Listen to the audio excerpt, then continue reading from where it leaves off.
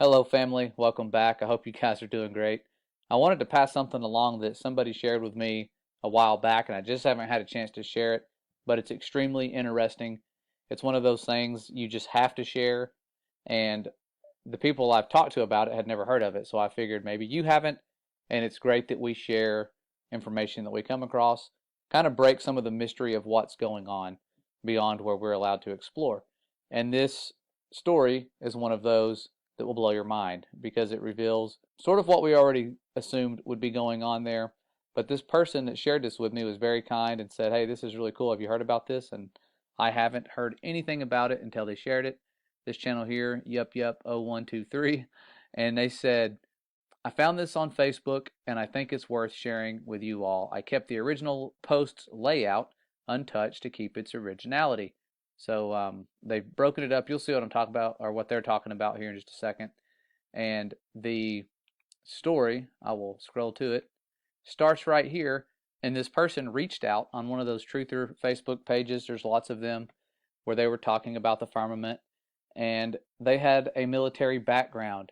And they said, "I've never really believed in Jesus or done the whole church thing, but I think I've seen the stuff you guys are talking about here. I just didn't know what it was at the time." This person was in the Army from 1997 to 2000, and they said, "I was sent to McMurdo Station in Antarctica. I was a helicopter mechanic and a crew chief, and they had volunteer tours open for guys to go there and work on the helicopters there. When they asked for volunteers," sorry, there's some typos here. I'll try to read it and say what I believe they were trying to say. But it says, when they asked for volunteers, a bunch of us applied, but only me and one other guy got accepted. The application process had a bunch of questionnaires that we had to fill out, and we had to sit for a bunch of one-on-one interviews. It was mostly just a bunch of questions about what our interests and beliefs were. It's weird that they would ask about their beliefs. I was sent to McMurdo Research Station in August of 1998. When we weren't busy de-icing the aircraft and working on them, we had time to hang out with the scientists at the research station. The military unit attached to McMurdo was small, and we didn't have our own separate facilities. We didn't have a PX or a media center. There was no chapel or chaplain, and we didn't have our own separate mailroom. We just had to share the same facilities with the scientists and researchers, so over time I got to be friends with a few of them. They had two different kinds of ice they worked on and studied. This is where it gets interesting. One kind of ice was the normal kind that we've all seen. They took cores of it out of boreholes in the ground. Just like normal ice, it was mostly clear and sometimes white, and it would melt into liquid water if it got warm. The whole area of Antarctica is covered in this kind of ice. But that wasn't their main kind of ice. The only time I ever saw them actually studying normal ice was when a film crew from National Geographic came by. The rest of the time, which was most of the time, the scientists were studying something they called sky ice. This stuff was totally different. We were never allowed to go into the laboratory areas of the station because the labs had to be kept super clean, and they said it would mess up their work if they risked letting too many people in the lab. But one time, one of the researchers that I was friends with showed me a piece of sky ice. You couldn't touch the stuff with your bare hands because it was so cold. And it wasn't clear or white like normal ice. It was solid blue. He said that's why they call it sky ice, because it was the exact same color as the sky. We had to wear thick, heavy going outside gloves to handle it. The stuff was so cold, it would instantly freeze your skin if you touched it.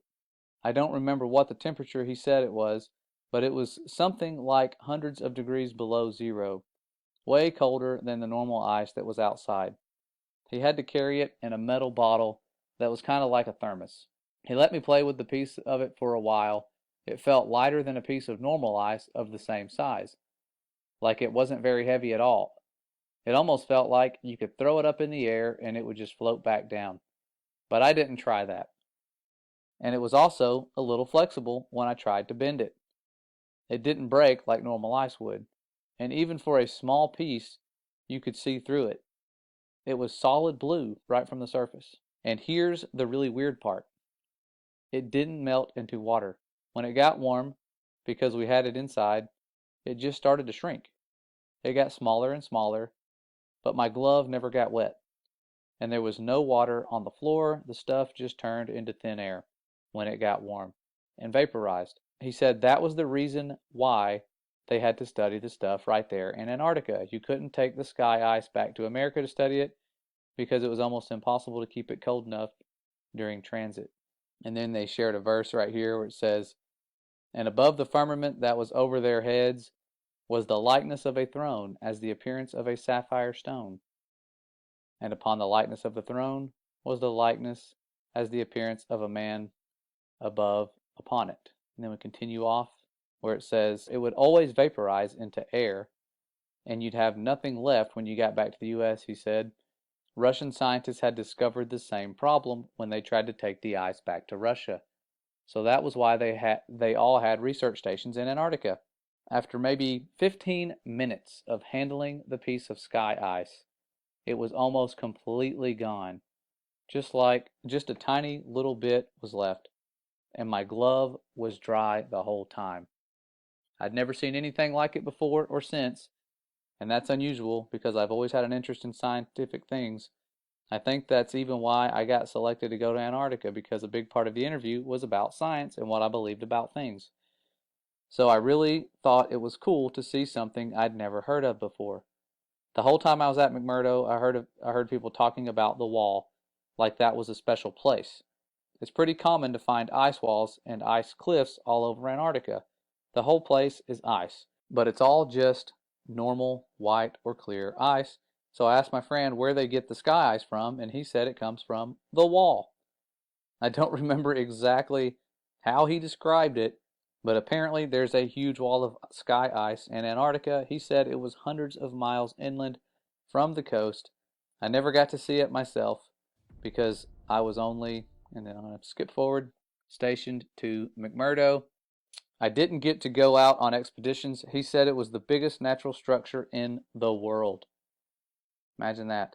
He said that in the 1960s, the U.S. Army had a plan to bore a tunnel into the wall, but they didn't have a boring machine that could handle the super cold temperatures, so they had a whole testing project in Greenland where they developed ice tunnels and invented new boring machines that could operate in super cold temperatures. So this was back when they were going into forming NASA and all the other things that were kind of strange, the Antarctic Treaty, around that time, pretty close to it. And he says, like they did this whole big thing in Greenland for just practice. So it was like they were practicing to bore into the sky ice. I'm not an expert on that, but that's just what he told me. Then, once they had the new boring machine figured out, they brought it to the ice wall, or to the wall in Antarctica. He said that the machine bored a tunnel. I don't remember exactly, it was like 5 or 10 miles into the wall, but that they never broke through the other side of the wall, and that they still don't know how thick the wall is even to this day.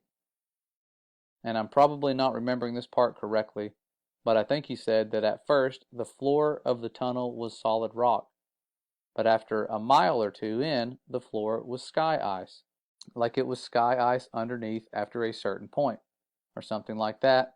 And apparently the wall slowly builds itself back up. So it slowly builds itself back up after you cut it, because after a year or so, the tunnel had shrunk smaller all by itself, like a self-healing wound. It starts closing up. They had to leave the boring machine inside the wall because the tunnel shrunk too small to get it back out. And after a few decades, the tunnel was completely gone, like the part of the wall was solid again. He said that now the scientists were trying to use technology to figure out how thick the wall is. He said something about putting earthquake sensors all along the wall, and that somehow you could measure the signal from an earthquake to see how thick the wall is. But he kind of lost me on that part. I never really thought about any of that after I left. It was really weird stuff, but I didn't think it was a big deal at the time. But then a few weeks ago, I saw a map of the wall in Antarctica, except the map was all flat and crazy looking, and it showed the wall going all the way up over the whole Earth. So since then, I've been trying to learn more about the sky ice that I saw and the wall that I heard about, but I can't find anything at all. So now I'm really wondering if there could be a connection here. And that's how I found this group. So I hope that maybe some part of my experience will help someone figure something out. Well, thankful to that person. If they were telling the truth, that is some very interesting information given what we know surrounds us. We know that the firmament's not just made out of ice. It's something special. That could just be something near the foundation to prevent you from going all the way to it. The Father's design is very complex, and he has foreknowledge. He knows what mankind's going to try to do. Those little nuclear bombs they shot at the firmament was nothing to the firmament. They can't break it. They've tried. If they could, they would, but they can't. And this is just one of those stories that confirms a lot of what I had assumed would be going on. I always thought, man, if they are out there and they can go to it, they're probably trying to drill through it. And if they are, how have they not gotten through it already? And that would answer the question for you, because it closes up as you go through it. But this was back in the 60s. There's no telling what they're trying now, mostly guarding it. I'm sure that's the biggest job they have, is keeping us from going there. And if you do go there, you can only go to certain places. It is tens of thousands of dollars for a one-way ticket. Otherwise, many of us would have already gone there, tried to do some sneaking around and investigating. But this video here, it only had like 300 views. But really cool stuff. Wanted to pass this along. I know the days of censorship have it to where you can't find stuff like this anymore. And I remembered putting it in my firmament playlist. I just wasn't sure if you guys had heard about this and wanted to pass it along to you. Answers some questions that most of you, if you're like me, had about what's going on out there and what are some of the properties near the foundation of the firmament, if they're even close to it. Could go on like that for many, many miles. Who knows?